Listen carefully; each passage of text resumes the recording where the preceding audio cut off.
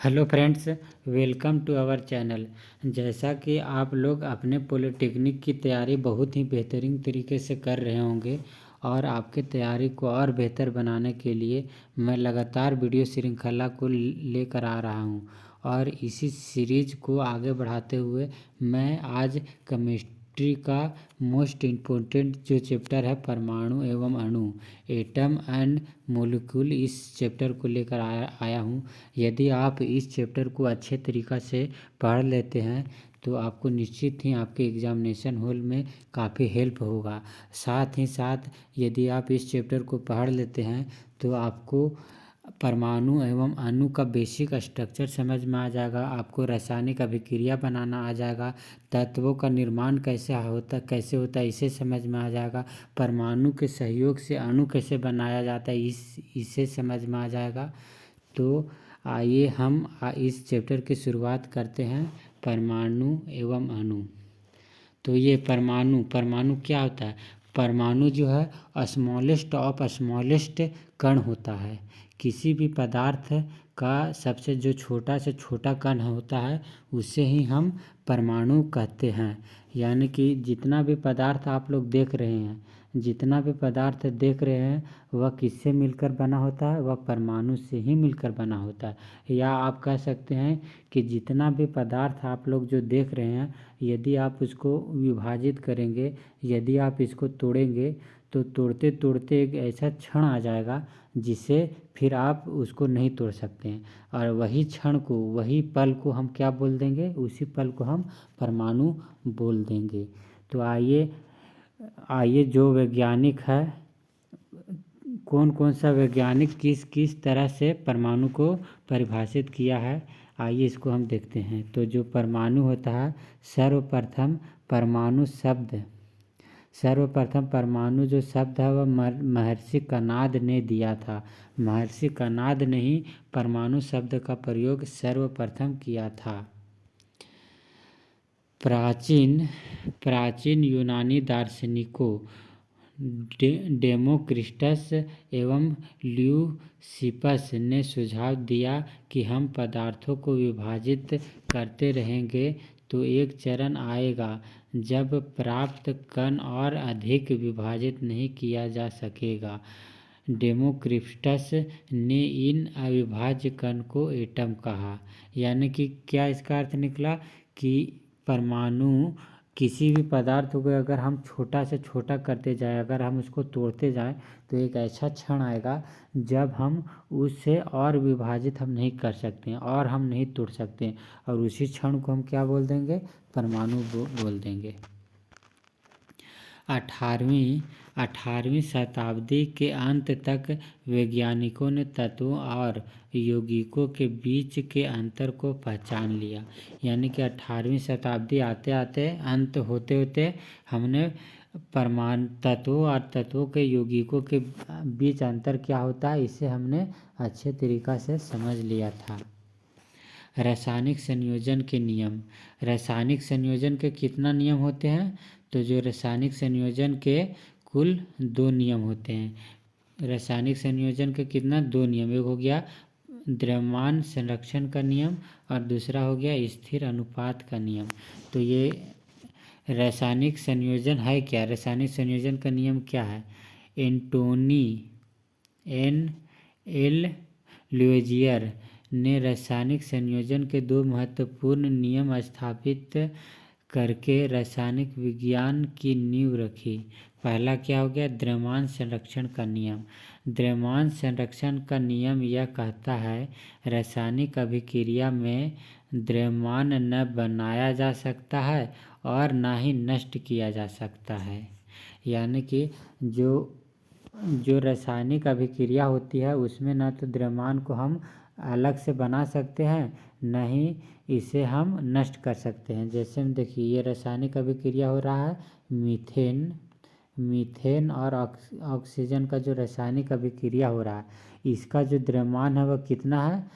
इसका जो मीथेन का द्रव्यमान होता है 16 ग्राम होता है और O2 का जो द्रव्यमान होता है वह 64 होता है। कुल मिला के 80 ग्राम द्रव्यमान हो गया अभिकारक का। और अभिकारक के बाद जो उत्पाद आया वह उसका जो द्रव्यमान हुआ कितना है 44 ग्राम हो गया ये कार्बन डाइऑक्साइड का, और वाटर हो गया 36 ग्राम, कुल 80 ग्राम। यानी कि राइट साइड भी 80 ग्राम और लेफ्ट साइड भी 80 ग्राम। इससे क्या पता चलता है कि जो रासायनिक अभिक्रिया में जो द्रव्यमान है उसको हम तो बनाए नहीं, पहले भी 80 था और बाद में ही 80 हो गया। यहाँ ना तो हम बनाए ना ही हम नष्ट किए। यही हो गया क्या द्रव्यमान संरक्षण का नियम। दूसरा क्या हो गया स्थिर अनुपात का नियम।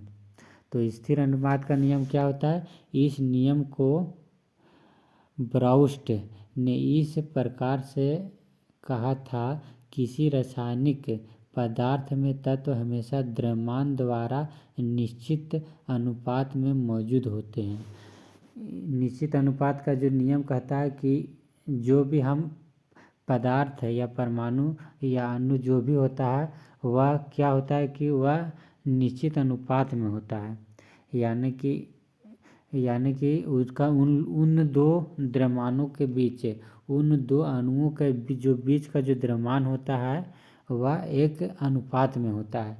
जैसे में वाटर लेते हैं, वाटर H2O का जो अणु है वह 2:1 के अनुपात में है, 2:1 के ही अनुपात में इसका जो अणु होता है। लेकिन जो इसका जो द्रव्यमान होता है वह हमेशा 1:8 के ही अनुपात में होता है। जहाँ भी जल का प्रयोग होगा या जल का जिक्र होगा, जल जब भी आपस में आएगा ऑक्सीजन और हाइड्रोजन साथ में लेकर आएगा, और ऑक्सीजन जो और हाइड्रोजन का जो अनुपात होता है, हाइड्रोजन और ऑक्सीजन का जो द्रव्यमान का जो अनुपात होता है वह 1:8 के ही रूप में होगा। चाहे वह जल किसी भी रूप में हो, जब भी जल का प्रयोग होगा तो उसका जो द्रव्यमान है वह 1:8 में ही होगा। आइए हम देखते हैं कि डाल्टन का परमाणु सिद्धांत। डाल्टन परमाणु के बारे में क्या कहा, आइए इसके बाद। जॉन डाल्टन द्वारा 1808 ईस्वी में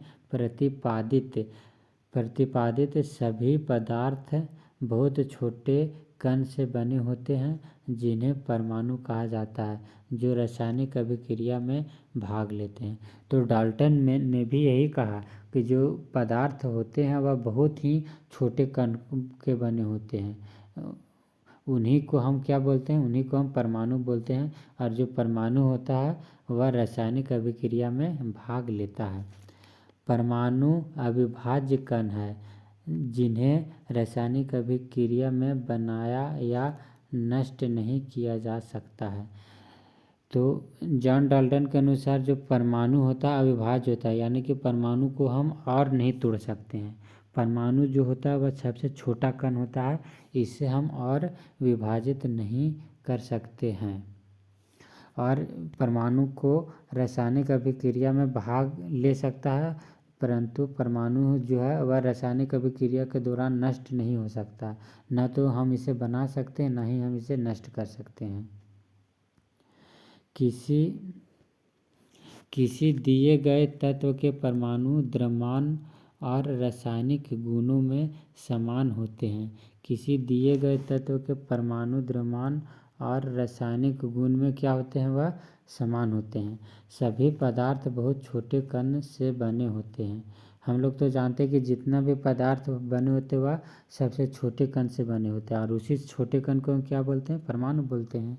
विभिन्न तत्व के परमाणुओं का द्रव्यमान और रासायनिक गुण अलग अलग होते हैं।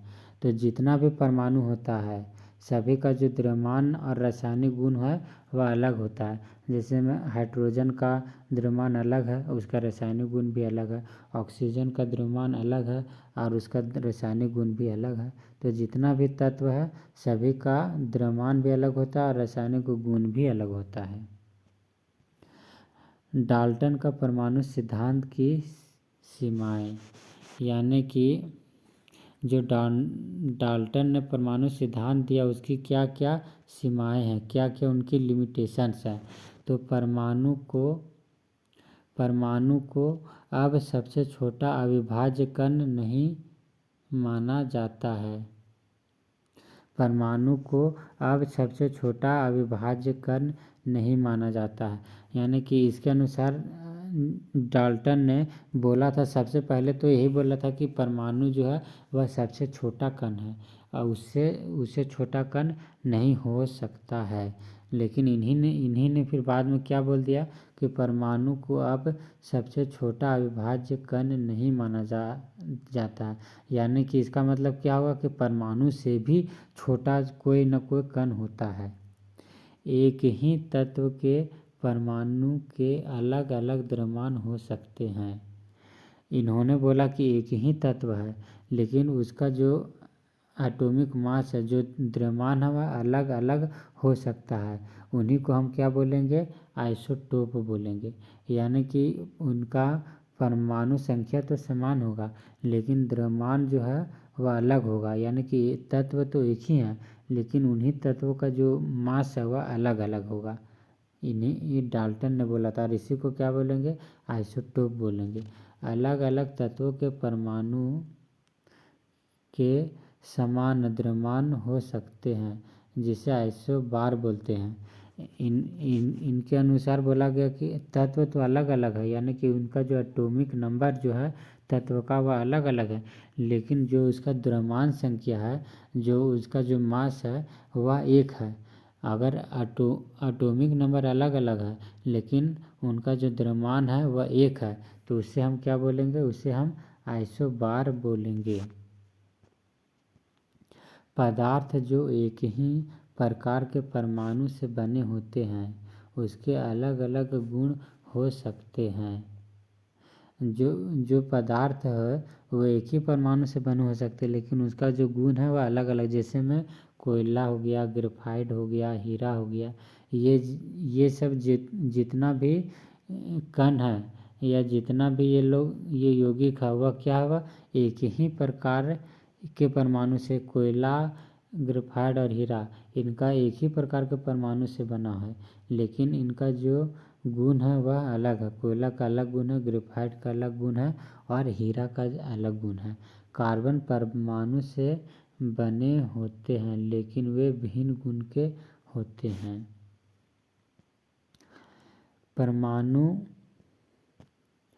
परमाणु कितने बड़े हैं।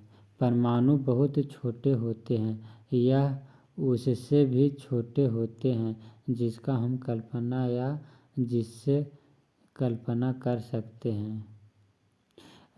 एटॉमिक यानी कि A = 10⁻⁻10 मीटर होता है। 1 एटम बराबर लाखों परमाणुओं को जब एक के ऊपर एक चड्ढे के रूप में रखे तो बड़े कठिनाई से कागज की एक शीट जितनी मोटी परत बन सकती है। यानी कि परमाणु इतना छोटा होता है कि यदि हम लाखों परमाणु को एक के ऊपर एक रखेंगे तो हमको कैसा दिखाई देगा। अगर लाखों परमाणु के एक के ऊपर एक रखें तो जो कागज़ होता है वह पतली कागज़ जो होता है उसका एक पन्ना किस तरह का दिखाई देता है, उतना ही मोटा दिखाई देगा। इसका मतलब क्या होगा कि जो परमाणु होता है बहुत ही छोटा होता है, बहुत ही ज़्यादा छोटा होता है। 1 मीटर इक्वल टू क्या हो गया, 10⁹ नैनोमीटर और 2 नैनोमीटर इक्वल टू 20 एटम होता है।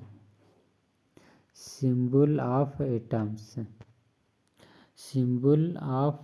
एटम्स ऑफ डिफरेंट एलिमेंट, यानी अलग अलग तत्वों का जो सिंबल है, जो उनका जो प्रतीक है वह क्या है। जैसे में हाइड्रोजन का जो प्रतीक है क्या है, ये वाला है। यानी कि एक 0 के बीच में एक बिंदु डाल देना है। फास्फोरस का जो परमाणु होता है वह इस तरह से होता है। कॉपर का जो परमाणु होता है वह इस तरह से होता है। गोल्ड का इस तरह से होता है और इसी तरह कार्बन का, सल्फर का, लेड का, प्लेटिना का, ऑक्सीजन का, आयरन का, सिल्वर का और मरकरी का इस तरह से होता है। फ्रेंड्स, आप इन प्रतीकों को भी एक बार ध्यान से देख लीजिएगा क्योंकि डायरेक्ट क्या होता है कि ये प्रतीक दे दिया जाता है और आपको पूछा जाता है कि यह किस एटम का प्रतीक है। तो प्रतीक को भी ध्यान में रखना बहुत आवश्यक होगा एग्जाम के दृष्टि से। आइए देखते हैं बर्जीलियस के अनुसार से ये एटम को किस प्रकार से रखा है। बर्जीलियस ने सुझाव दिया कि तत्वों के प्रतीक तत्व के नाम के एक या दो अक्षरों से बनाए जाएं।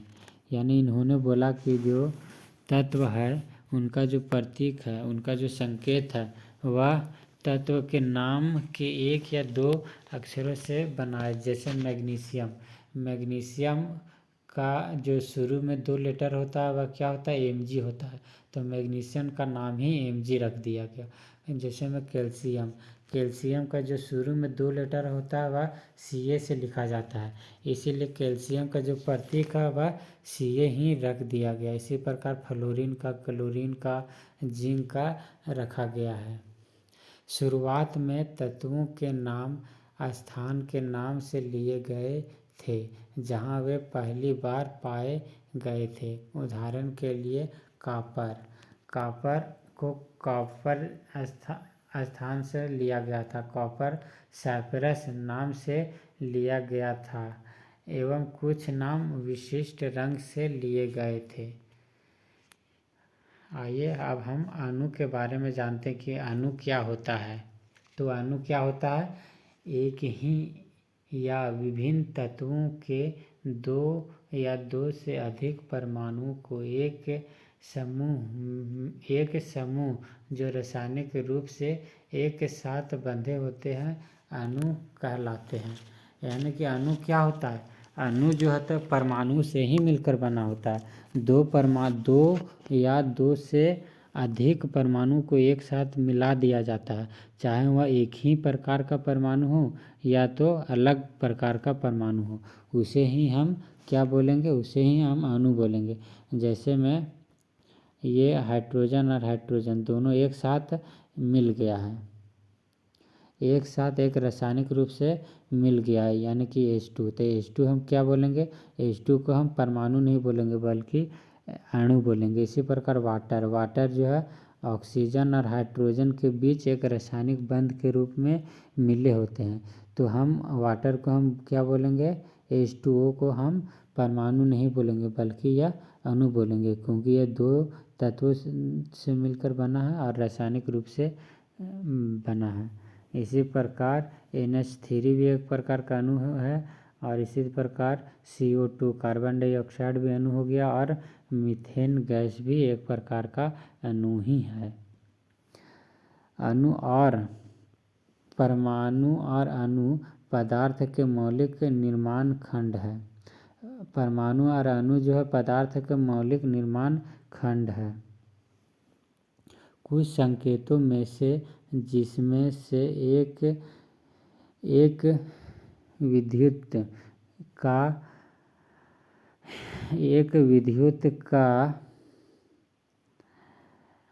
अध्ययन करके पता पड़ता है कि परमाणु अविभाज्य नहीं है। कुछ संकेतों में से जिसमें से एक विद्युत का अध्ययन करके यह पता क्या चलता है कि परमाणु है वह अविभाज्य नहीं है, यानी कि परमाणु को हम और तोड़ नहीं सकते हैं। उप परमाणुक कणों की खोज 1886 ईस्वी में यूजिन गोल्डस्टीन ने प्रोटॉन नामक धनात्मक आवेश वाले कण का अस्तित्व की खोज की। यानी कि 1886 ईस्वी में जो गोल्डस्टीन था वह प्रोटॉन नामक धनात्मक आवेश का खोज किया। यानी कि परमाणु को अंदर अगर जूम करके देखा तो उसमें देखा कि एक धन आवेश एक पॉजिटिव है। यह किसने देखा, गोल्डस्टीन ने 1886 ईस्वी में खोज किया, जिसे उसने क्या नाम दिया, जिसे उसने प्रोटॉन नाम दिया। अंग्रेजी भौतिक विज्ञानी जे थॉमसन ने 1897 में इलेक्ट्रॉन की खोज की। तो इलेक्ट्रॉन की खोज कब हुई थी, 1897 ईस्वी में जे थॉम्सन ने किया था। एक परमाणु की संरचना, परमाणु का जो स्ट्रक्चर है वह कैसे होता है। थॉम्सन ने बताया कि परमाणु प्लम पुडिंग, एक प्रकार के अंग्रेजी मिठाई जो किशमिश लगा केक होता है जैसा दिखाई देता है। परमाणु, एक परमाणु धनात्मक आवेशित गोला होता है और इलेक्ट्रॉन उसमें एम्बेडेड होते हैं। यानी कि परमाणु जो एक धन आवेशित गोला होता है और उसमें एक इलेक्ट्रॉन भी उपस्थित होते हैं। ऋणात्मक और धनात्मक आवेश परमाणु में समान होते हैं तो एक परमाणु विद्युत रूप से उदासीन होते हैं। यानी कि ऋणात्मक और धनात्मक आवेश परमाणु में समान होते हैं। जितना धनात्मक आवेश होता है उतना ही ऋणात्मक आवेश भी होता है तो एक परमाणु विद्युत रूप से उदासीन होते हैं। सर्वप्रथम परमाणु मॉडल 1904 ईस्वी में जे थॉम्सन ने दिया। जे थॉम्सन ने सर्वप्रथम 1904 ईस्वी में परमाणु का जो मॉडल है उन्होंने दिया। सर्वप्रथम नाभिक की खोज किसने की थी? रदरफोर्ड ने। रदरफोर्ड ने ही सर्वप्रथम नाभिक, परमाणु का जो एक नाभिक होता है उनकी जो खोज सर्वप्रथम किसने की थी? तो रदरफोर्ड ने किया था। तो आइए हम देखते हैं कि रदरफोर्ड ने किस प्रकार से नाभिक की खोज किया था, किस प्रकार वह किरण को एक प्लेट में, एक पतला चादर में प्रवेश करवाया था। तो देखते हैं ऑब्जर्वेशन रदरफोर्ड ने क्या क्या किया और उसके बाद क्या रिजल्ट उसको आया। रदरफोर्ड ने क्या किया था कि एक सोने का पतला एक चादर लिया। सोने का ही पतला चादर क्यों लिया? क्योंकि जो सोना है वह बहुत ही उसको पतला किया जा सकता है। सोना से अधिक और किसी तत्व को हम पतला नहीं कर सकते, लेकिन सोना एक ऐसा जिसको बहुत से बहुत ज़्यादा पतला किया जा सकता है, इसीलिए सोना का प्रयोग किया गया। तो रदरफोर्ड ने क्या क्या इसमें ऑब्जर्वेशन किया? तो इसने देखा कि उच्च गति वाले अल्फा कण सीधे सोने के पन्नी के माध्यम से चले गए। यानी कि इनसे एक अल्फा, इस सोने के प्लेट है जो पन्नी है इसमें किरण भेजवाया। अल्फा किरण भेजवाया इन्होंने। तो इन्होंने देखा कि जितना भी हम कण भेज रहे हैं वह क्या हो रहा है, पन्नी से सीधा बाहर निकल जा रहा है। तो उन्होंने क्या पाया कि परमाणु में बहुत खाली जगह होते हैं। इस ऑब्जर्वेशन से उन्होंने पाया कि जब हम अल्फा किरण प्रवेश करवा रहे हैं सोने के पन्नी से तो क्या हो जा रहा है कि पन्नी के अगला साइड से वह निकल जा रहा है। तो उन्होंने इससे रिजल्ट निकाला, इससे यह देखा कि जो परमाणु जो होता है वह उसमें अधिकांश जो है खाली जगह होता है। दूसरा उन्होंने क्या ऑब्जर्वेशन किया? कुछ कण छोटे कणों द्वारा विचलित हो गए। कुछ जो कण है वह छोटे कणों द्वारा क्या हो गया? विचलित हो गए। यानी कि ये सोना का जो ये चादर था उन्होंने क्या हुआ कि कुछ कण ऐसे गया तो विचलित हो गया। इसको जाना चाहिए सर सीधा रास्ता में, तो वह किधर की ओर चल जा रहा है? टेढ़ा रास्ता में चल जा रहा है। इससे वह क्या निष्कर्ष निकाला? इससे वह निष्कर्ष निकाला कि परमाणु में धनात्मक आवेश अधिक विस्तृत नहीं है। जो इससे वह निकाला कि जो परमाणु में जो वह धनात्मक आवेश अधिक विस्तृत नहीं है। और उसने तीसरा ऑब्जर्वेशन क्या किया कि बहुत सारा कण को पास करवाया, बहुत सा अल्फा कण को सोने के पन्नी से पास करवाया, लेकिन उनमें से 12,000 कणों में से केवल एक ही कण वापस आ गए। यानी कि जो सोना का जो पन्नी था वह, उसमें हम क्या देख रहे थे कि जितना कण है वह क्या हो जा रहा था कि वह सीधा बाहर निकल जा रहा था, या क्या हो रहा था कि कुछ कण गया फिर वह तिरछा मुड़ के और सीधा निकल जा रहा था। लेकिन 12,000 कणों में एक कण ऐसा था, जब हम इसको अल्फा किरण से प्रवेश कराएं तो क्या हो गया कि वह इधर निकला नहीं बाहर, बल्कि वह उसी रास्ता में रिवर्स हो गया, यानी कि उल्टा हो गया। इससे वह रदरफोर्ड ने क्या निष्कर्ष निकाला? इससे उन्होंने यह निष्कर्ष निकाला कि धनात्मक आवेश परमाणु के एक विस्तृत क्षेत्र में विस्तृत है।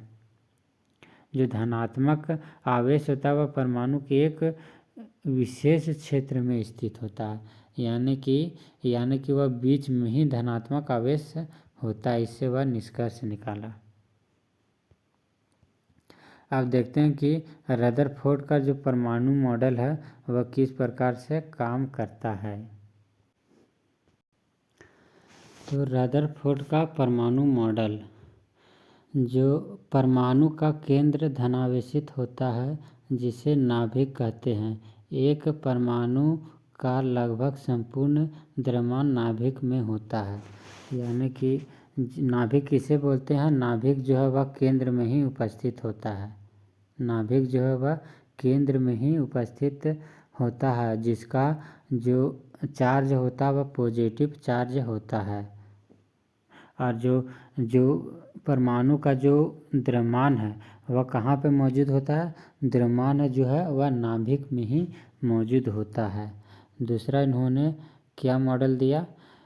इलेक्ट्रॉन नाभिक के चारों ओर इलेक्ट्रॉन नाभिक के चारों ओर वर्तुलाकार मार्ग में चक्कर लगाते हैं, यानी कि जो इलेक्ट्रॉन है वह नाभिक के चारों ओर क्या करते रहता है? वह गोलाकार रूप में चक्कर लगाते रहता है। नाभिक का आकार परमाणु के आकार की तुलना में काफ़ी कम होता है, यानी कि जो नाभिक है उसका आकार उनका जो परमाणु के तुलना में काफ़ी छोटा होता है। नाभिक का आकार परमाणु के आकार की तुलना में काफ़ी कम होता है। इलेक्ट्रॉन नाभिक के चारों ओर स्थिर कक्षाओं में बिना विकिरण ऊर्जा के उत्सर्जन के चक्कर लगाते हैं। प्रत्येक कक्षा में एक निश्चित ऊर्जा होती है और इसे ऊर्जा कोश या ऊर्जा स्तर कहा जाता है। आइए देखते हैं कि नील्स बोर का जो मॉडल है वह किस प्रकार से दिया था। तो इन्होंने कक्षा या ऊर्जा स्तर को KLmn के रूप में नामित किया गया। जब इलेक्ट्रॉन सबसे कम ऊर्जा स्तर पर होता है तो इसे निम्नतम अवस्था में कहा जाता है, यानी कि डेल्टा = Hv होता है। इन्होंने जो परमाणु का जो स्तर है वह KLmn के रूप में नामित किया, और यह किस प्रकार नामित किया था? किस फार्मूला के द्वारा? 2n² के द्वारा ही। KLmn को तो इन्होंने नामित दिया कक्षाओं की संख्या, लेकिन कक्षा में इलेक्ट्रॉन कितना रहेगा? कक्षा में कितना इलेक्ट्रॉन रहेगा? L में कितना रहेगा? M में कितना रहेगा? N में कितना? यह किस रूप में किया? तो ये 2n² के फार्मूला के रूप में किया। यदि n = 1 रखते हैं तो जो इसका वैल्यू है वह 2 आएगा, यानी कि K कक्षा में 2 इलेक्ट्रॉन होगा। अगर n = 2 रखेंगे तो 2 का स्क्वायर 4 × 2 8 हो जाएगा, यानी कि L कक्षा में 8 इलेक्ट्रॉन हम रखेंगे। अब देखते हैं कि न्यूट्रॉन की खोज किसने किया था? तो मई 1932 ईस्वी में जेम्स चैडविक ने घोषणा की कि न्यूक्लियस में एक नया बिना आवेशित कण भी होते हैं जिसे न्यूट्रॉन कहा जाता है। तो इन्होंने बताया कि परमाणु में न्यूक्लियस में एक बिना आवेश वाला कण होता है, उसे हम क्या बोलेंगे? उसे हम न्यूट्रॉन कहते हैं। कैसे यह निष्कर्ष निकाला? तो निष्कर्ष 1, न्यूट्रॉन हाइड्रोजन के अतिरिक्त अन्य सभी परमाणुओं के नाभिक में प्रोटॉन के साथ आवेशित होते हैं। और दूसरा निष्कर्ष निकाला कि न्यूट्रॉन शून्य आवेशित वाला विद्युतीय उदासीन कण है। तीसरा, न्यूट्रॉन का द्रव्यमान प्रोटॉन के द्रव्यमान के लगभग बराबर होता है, यानी न्यूट्रॉन प्रोटॉन का जो एटॉमिक मास है, जो द्रव्यमान है, वह क्या है, बराबर है। अपरमाणुक कणों की विशेषता, प्रोटॉन, इलेक्ट्रॉन और न्यूट्रॉन। प्रोटॉन का प्रतीक P में प्लस और इलेक्ट्रॉन का E माइनस, न्यूट्रॉन का N⁻0। और इसका जो द्रव्यमान है, प्रोटॉन का 1 होता है, इलेक्ट्रॉन का जो द्रव्यमान होता है 5.45 × 10⁻⁻4 होता है, और न्यूट्रॉन का जो द्रव्यमान है वो 1 होता है। इसी प्रकार आप लोग देख रहे होंगे कि इसका जो भार है, भार वह क्या क्या होता है, नाभिक के अंदर में। और प्रोटॉन रहता है कहाँ, नाभिक के अंदर में रहता है, इलेक्ट्रॉन नाभिक के बाहर में चक्कर लगाता है, न्यूट्रॉन जो है वह भी नाभिक के अंदर में ही रहता है। परमाणु संख्या, एटॉमिक नंबर। परमाणु संख्या प्रोटॉन या परमाणु के इलेक्ट्रॉनों के संख्या है। तो परमाणु संख्या क्या, परमाणु संख्या और कुछ नहीं है बल्कि प्रोटॉन की ही संख्या को हम परमाणु संख्या बोल देंगे, या परमाणु के जो इलेक्ट्रॉन की संख्या है उसी को हम परमाणु संख्या कहेंगे। परमाणु विद्युतीय रूप से उदासीन होता है, अर्थात प्रोटॉन की संख्या हमेशा इलेक्ट्रॉन की संख्या के बराबर होता है।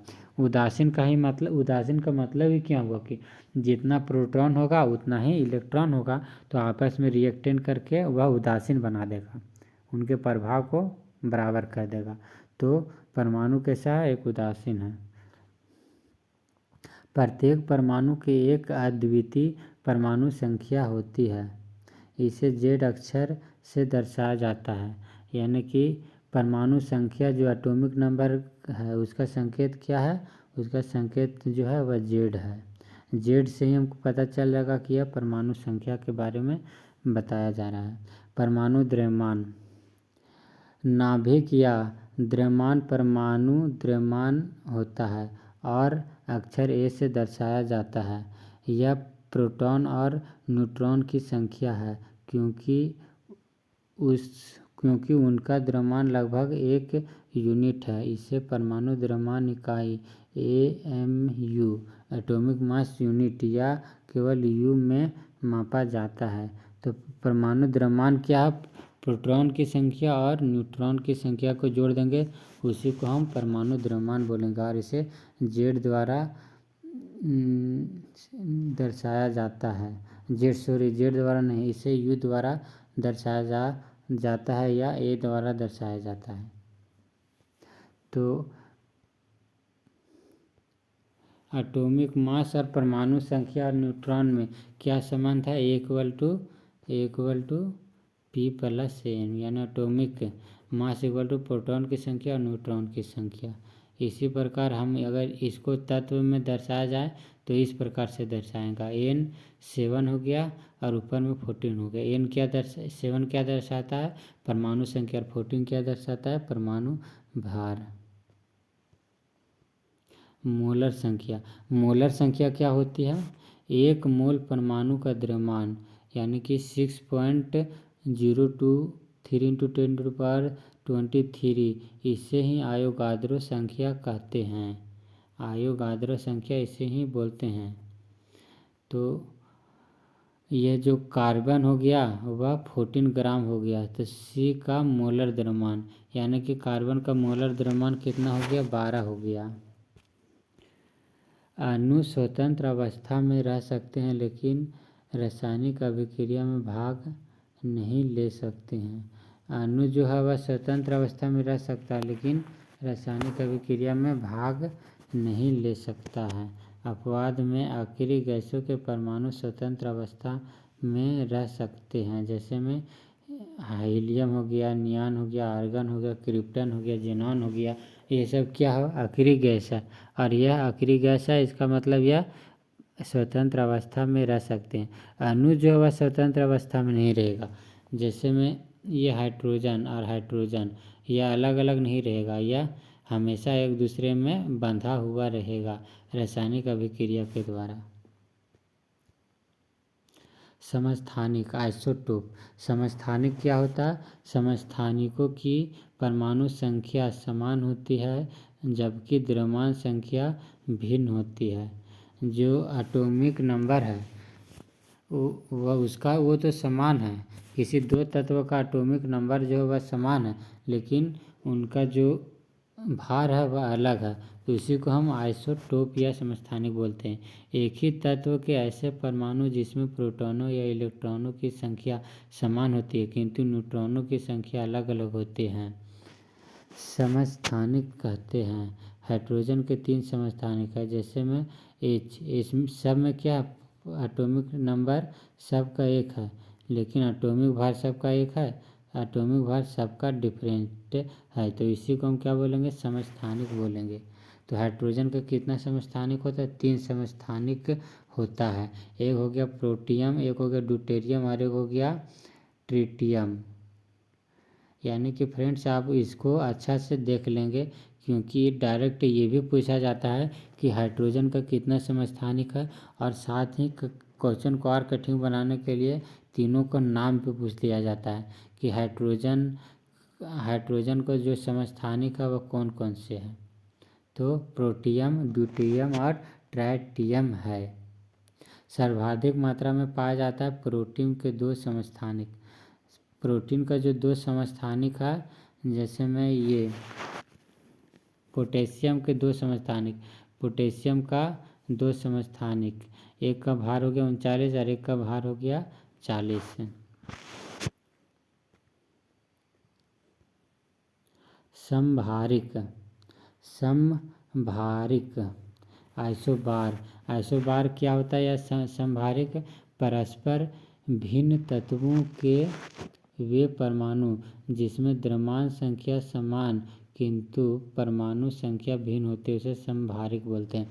यानी कि इसमें द्रव्यमान संख्या तो सेम है, किसी दो तत्व का जो द्रव्यमान संख्या वह सेम, लेकिन इनका जो एटॉमिक नंबर है, जो परमाणु संख्या वही अलग अलग है, इसी को हम क्या बोलेंगे? समभारिक बोलेंगे। और सम न्यूट्रॉनिक किसे बोलेंगे? तो सम न्यूट्रॉनिक परस्पर विभिन्न तत्वों के ऐसे परमाणु जिनकी परमाणु संख्या और द्रव्यमान संख्या भिन्न भिन्न, इलेक्ट्रॉन की संख्या समान होती है। यानी कि परस्पर भिन्न भिन्न तत्वों से ऐसा परमाणु जिसमें परमाणु संख्या और द्रव्यमान संख्या भिन्न भिन्न, न्यूट्रॉनों की संख्या समान होती है, वैसे हम क्या बोलेंगे? समस्थानिक, सम न्यूट्रॉनिक बोलेंगे। यानी कि न्यूट्रॉन की संख्या इसमें समान होगा। यहाँ देखिए, यहाँ 14 है और 30 है। जो SI का जो द्रव्यमान एटॉमिक मास अलग है लेकिन इसका न्यूट्रॉन की संख्या 16 है। इसी प्रकार फास्फोरस का भी अगर देखेंगे, इसका भी जो न्यूट्रॉन की संख्या वह 16 है और इसका भी न्यूट्रॉन की संख्या 16 है। बोर बोरी योजना। तो बोर बोरी योजना क्या है? बोर बोरी योजना 1921 ईस्वी में नील्स बोर और चार्ल्स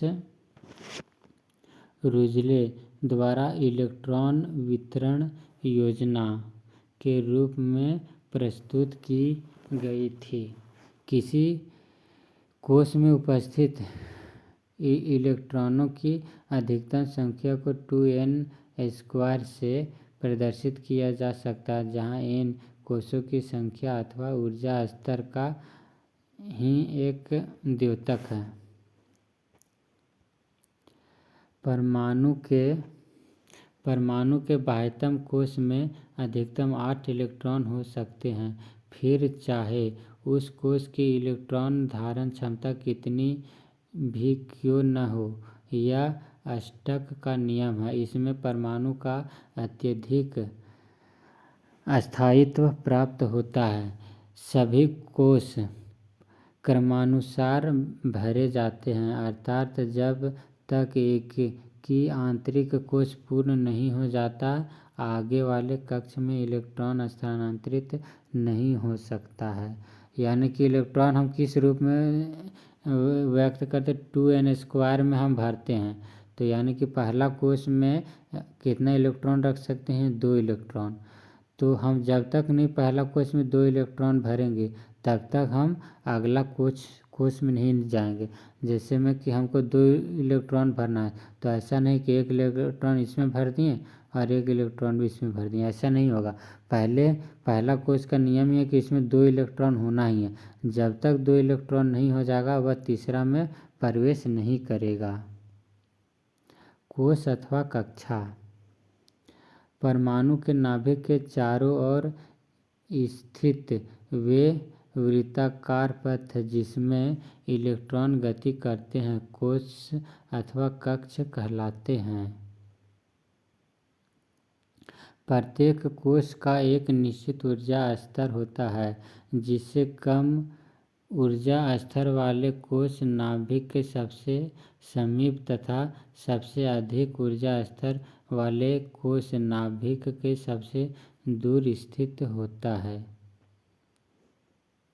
जो सबसे ज़्यादा ऊर्जा होता है वह क्या होता है, नाभिक के पास होता है, लेकिन जो सबसे कम ऊर्जा होता है वह नाभिक से दूर होता है। सॉरी फ्रेंड्स, जो अधिक ऊर्जा वाला होता है वह नाभिक के दूर होता है और जो सबसे कम ऊर्जा वाला होता है वह नाभिक के ही पास होता है। यानी कि नाभिक के पास में सबसे कम ऊर्जा वाला होता है और नाभिक के जो बाहर होता है वह सबसे ज़्यादा ऊर्जा वाला होता है।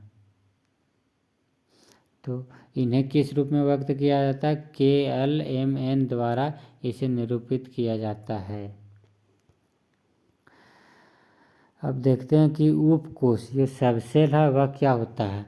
प्रत्येक कोश एक अथवा अधिक उपकोशों में विभाजित होता है, जिसे हम SPDF अक्षरों द्वारा दर्शाया जाता है।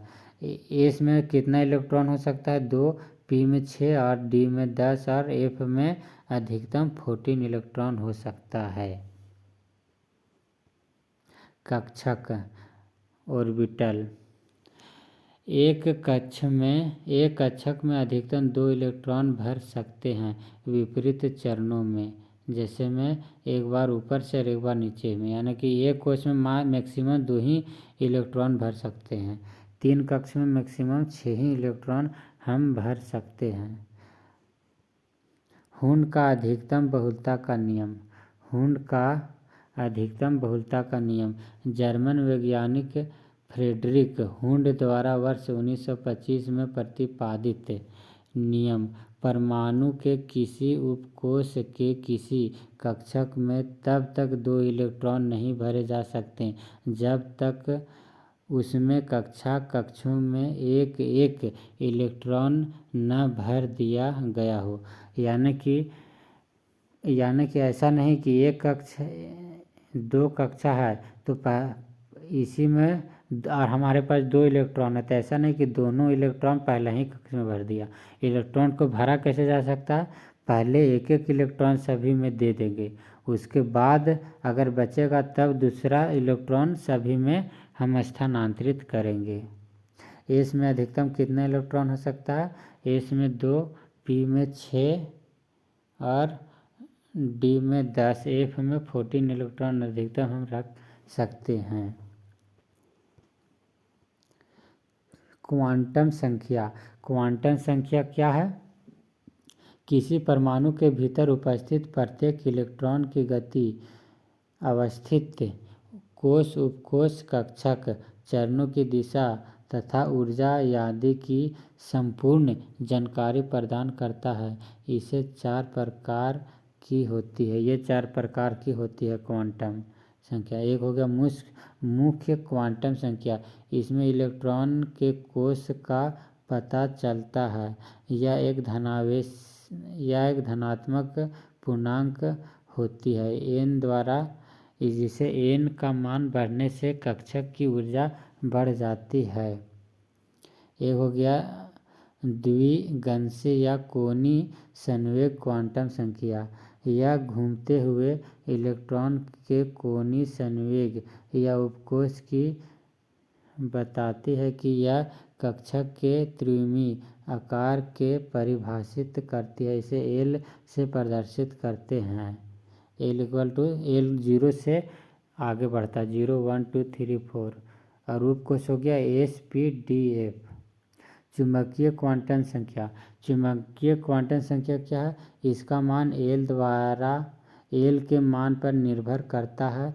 इसका मान L के किसी एक मान के लिए -L के शून्य सहित L+ तक के सभी पूर्णांक होते हैं। M की कुल मान 2L+1 उपकोश L में कक्षकों की संख्या होती है। और ये हो गया चक्रीय क्वांटम संख्या। तो चक्रीय क्वांटम संख्या क्या होती है? यह कक्षक के किसी इलेक्ट्रॉन के चक्रण को प्रदर्शित करता है। किसी इलेक्ट्रॉन के लिए दो प्रकार के चक्रण संभव है, क्लॉकवाइज या एंटी क्लॉकवाइज। तो फ्रेंड्स, आप लोगों को वीडियो कैसा लगा, हमारे कंटेंट कैसा लगा? अगर हमारे कंटेंट आप लोगों को पसंद आया होगा तो वीडियो को लाइक करें, शेयर करें, सब्सक्राइब करें और चैनल को आगे बढ़ाएं। धन्यवाद।